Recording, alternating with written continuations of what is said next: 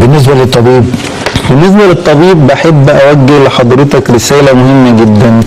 لازم إن أنت تبدأ حياتك العلمية والعملية بدري.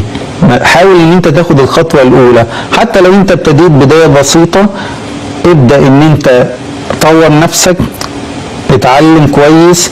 احنا عندنا اساتذه ودكاتره متميزين جدا، الشهره بتاعتهم محليه وعالميه، ناس كتيره عندها القدره في كل المجالات، زي مجالات الخيوط الفرنسيه ومجال الحقن الفيلر والبوتوكس ومجال التجميل ومجال الامراض الجلديه ومجال الديرماتوباثولوجي، ناس اكفاء.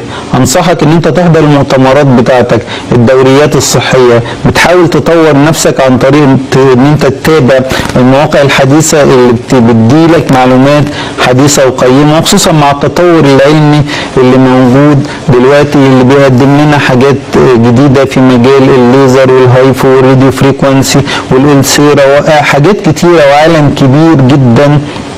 اتمنى ان انت تبتدي حياتك العلمية بدري، وفي نفس الوقت هتقدر بإذن الله تعالى عن طريق استخدام الطرق العلمية الحديثة ان انت توصل للهدف بتاعك، حتى لو كان في عقبات.